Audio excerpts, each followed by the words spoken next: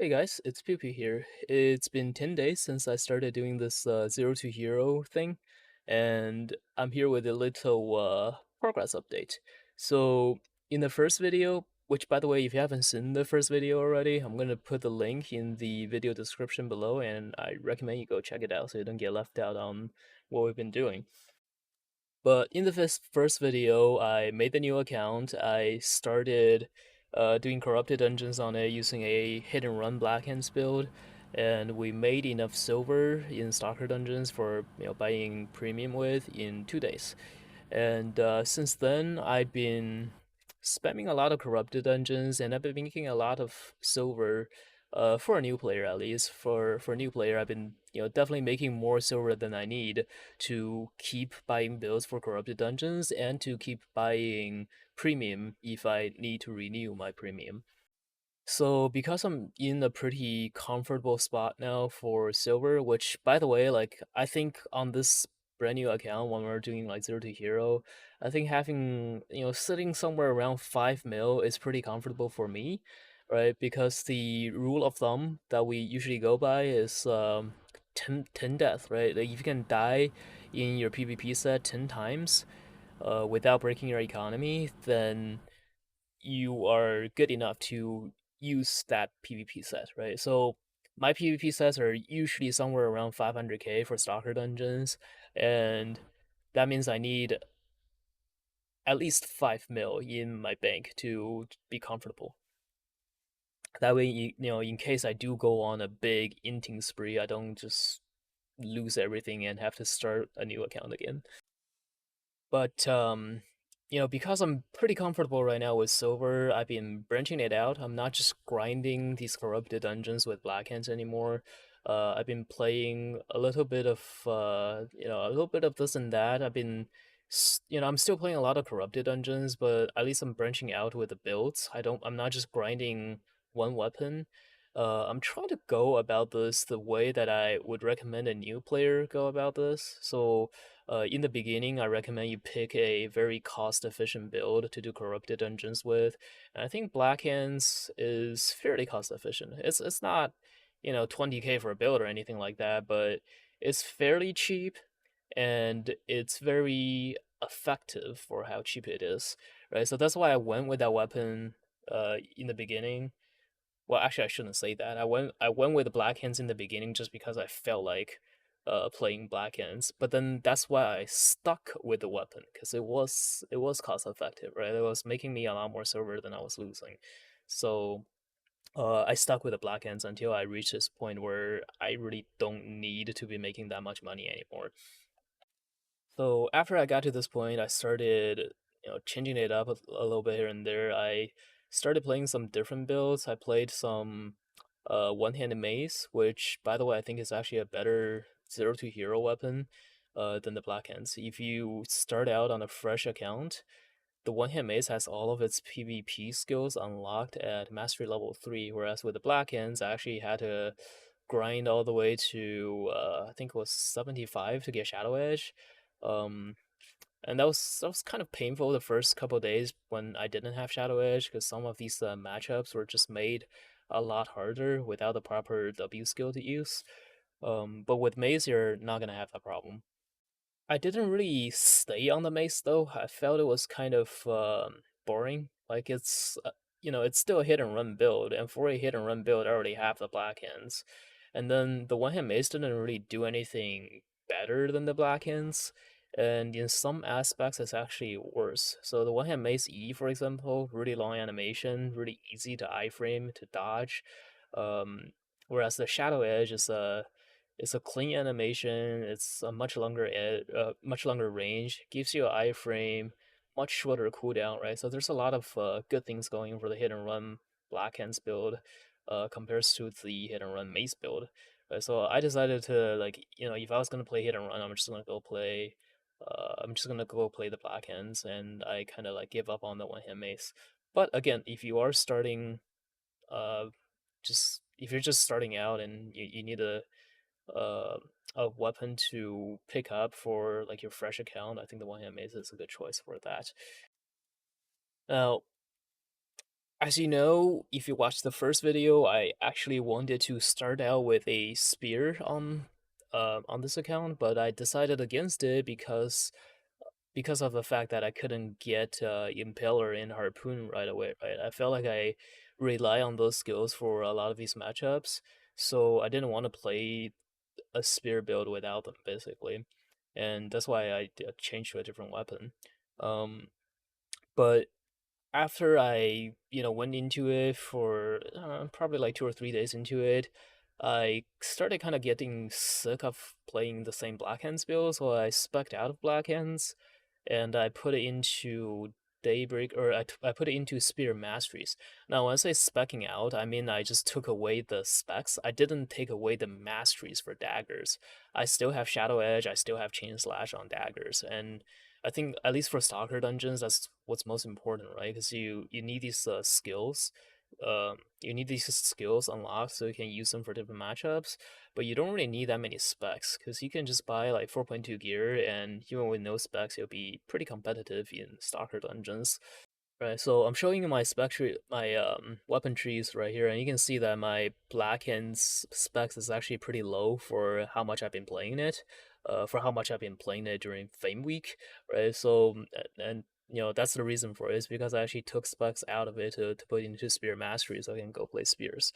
Um, I didn't just go straight for the spears either. I played around with a bunch of different things. I put a little bit of mastery points into swords, just to get the just enough to get splitting slash unlocked. Right, so splitting slash, in case you don't know, it's the W to use for swords if you're facing against like a curse, for example. You need the splitting slash to kite them before you engage. Right, it kind of takes place of these of the impaler skill for spears, right? It's kind of the same skill, really. Um, so yeah, I got a little bit of mastery into swords. I got a little bit of mastery into mace, daggers, and spears, right? Nothing is maxed out yet. I do have 100 mastery on daggers now, on certain pieces of armor as well, but like nothing is at 100 spec yet, and I'm still working on that.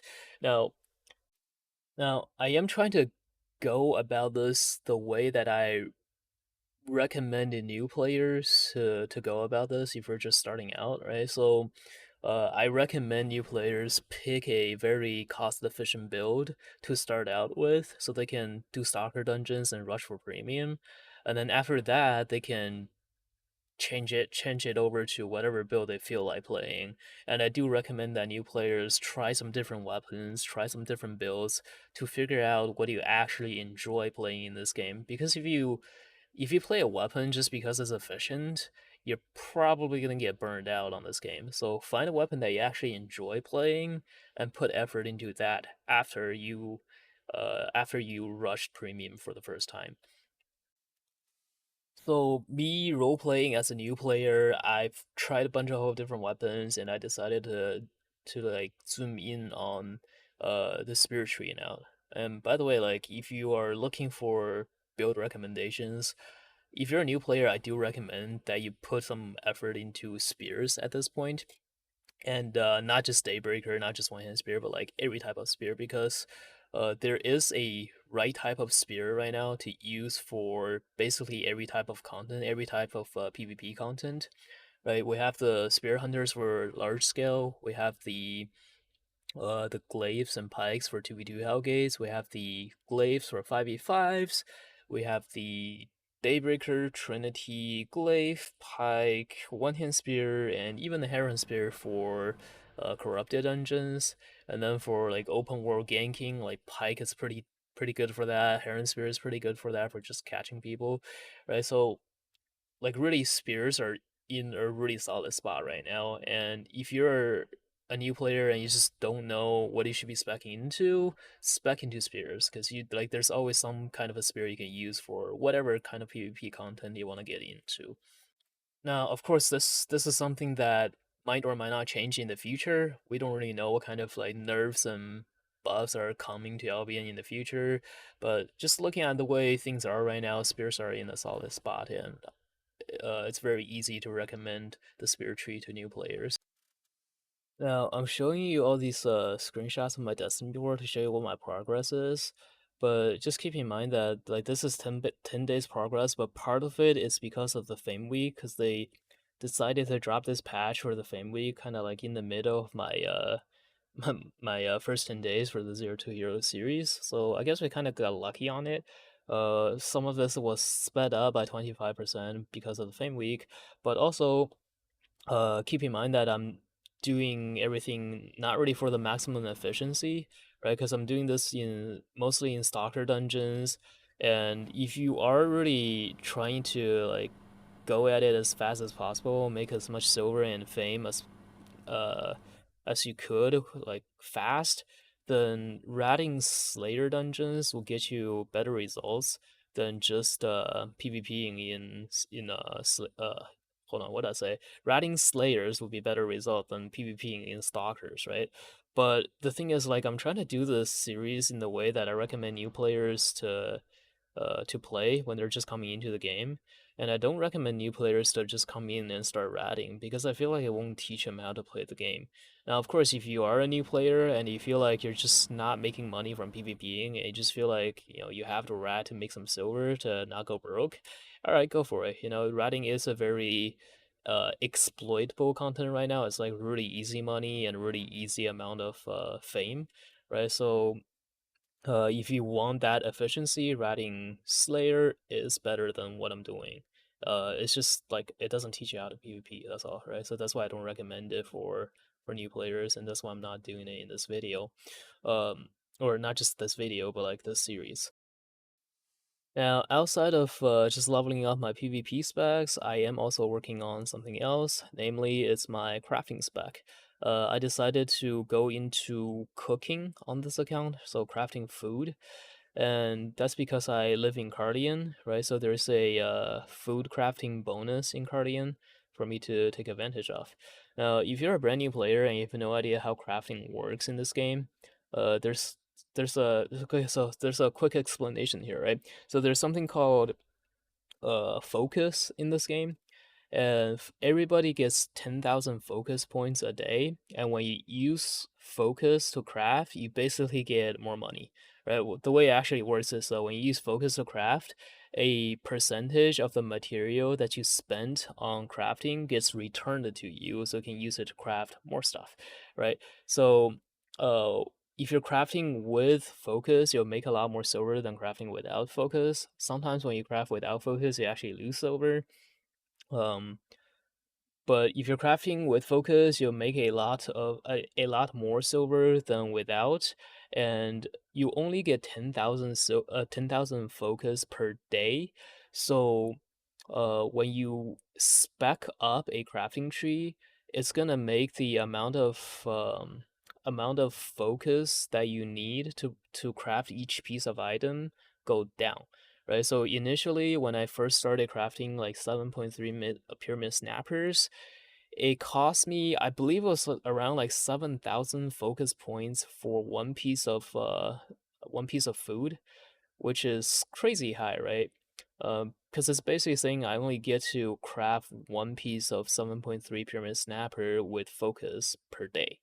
Now that I have a lot of specs into crafting, it's not maxed out yet, but I've got 90 something specs in crafting roads, so like in crafting pyramids and a bunch of like side specs that also helps, right? So right now it's costing me just around like 400 focus instead of 7,000 to craft one piece of snapper. And I know that if you max out the entire crafting tree, like every type of food maxed out, you'll spend only 103 focus per one piece of 7.3 snapper, right? So there's a really huge difference between how much silver you can make every day with focus if you have specs compared to like if you don't have specs, right? So this is why it's important to put some crafting specs into like whatever profession interests you and just take advantage of that 10,000 focus every day to get you some passive income.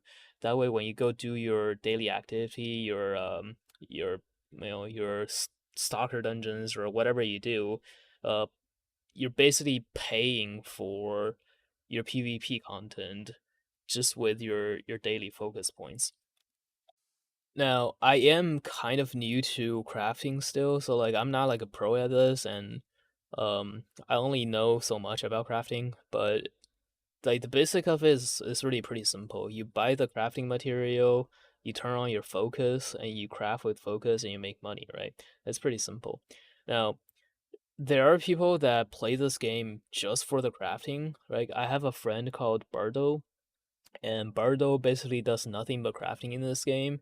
And in order for him to really maximize the amount of profit that he makes every day from crafting, he has to make a bunch of different accounts because every account only gets 10,000 focus per day, right? So you have two accounts, you get 20,000. You have three accounts, you get 30,000. Bardo has so many different crafting accounts that it costs him 1 billion silver every month to keep up with the premium cost on all of his accounts. And the funny story here is actually like sometimes when he transfers silver from his main account to his side accounts for premium, like he's transferring so much silver to so many different accounts for free that to SBI, to like to the game company, it looks like he's selling silver on a third party website. So he's got banned a couple of times for RMT, even though he's not actually selling silver, even though he's just transferring money to his own accounts. And like all it takes is for him to send them an email for them to unban him, because they can tell that all these different accounts are on the same IP address, right? So that's not really a big issue, but for him it's a big deal because every day that he doesn't craft is a lot of silver lost, right? And when he gets banned, like it takes him a couple of days to get back to him. So like every time it happens, he just loses a whole bunch of silver for not being able to use his focus during those few days. And that's just a funny little side story, I guess. Like there's no way I'm ever gonna have like so many accounts that I get banned for RMT just for transferring silver to my ults. Like I'm not gonna play the game like that, but I'm just saying like there's some people that play the game like that. And if you're watching this video though, you're probably not interested in playing the game like that, right? You're probably gonna just craft the same way I craft. And the way that I craft is every day before I go do my daily PvP activities, I go to the different royal cities where the crafting material for the food that I'm gonna craft is gonna be cheaper than Cardian, right? So I go to the different cities and I go do my pre-orders, and then when I'm done doing my stream, I turn off my stream. I go back to the cities to pick up my pre-orders, and I put on new pre-orders for the next day, and then I take the food or the resources that I got from the pre-orders back to Cardian to turn them into product. And then the next morning when I wake up, I'll have more focus and more like pre-order resources to work with to go again. And um when you're doing things this way though, there is one tip that I have for you guys for crafting. Like whatever profession that you go into, make sure you're spreading out the stuff that you're crafting. So like the first time that I crafted a bunch of high tier food, I did like 20 something pyramid snappers, all 7.3, and I was having a really hard time on actually selling them because 7.3 snappers are like they're half a mil each just for a piece of food, and not many people in the game are willing to pay that much for a piece of food. And yeah, so like all those snappers that I made were just sitting on the market and not selling. And the way that you overcome that is just you make sure you craft different things. So at the start, I was doing okay, some 7.3s, some 7.2s, some 7.1s, and then eventually I started leveling up different like the different types of food, so I can craft like some pyramid snappers, some omelets, some sandwich. You know what I mean, right? So even if you're doing a different trade, let's say you're crafting spears, right? Make some one-hand spears, make some daybreakers, make some pikes. That way you spread it out. You only have to sell like a couple of each type of items, and that way they will all sell, and then not just like sit on the market and not make you money. Alright, so that pretty much sums up what I've been doing for the past 10 days, and, again, like, if you're a new player and on the PvP side, I recommend that you look into the spears, and on the, life skill side, I recommend that you take advantage of the Fame Week that's going on right now, and just get some specs into crafting so you can take advantage of that daily focus to get you some passive income. Alright, so that's it for this Zero to Hero progress update. I will check back in another few days to show you my progress. Alright, so that's it for this Zero to Hero progress update. If you are enjoying the series so far, please don't forget to like and subscribe and put something in the comments so I can get some YouTube algorithm boosts. And I'll see you guys in a few more days.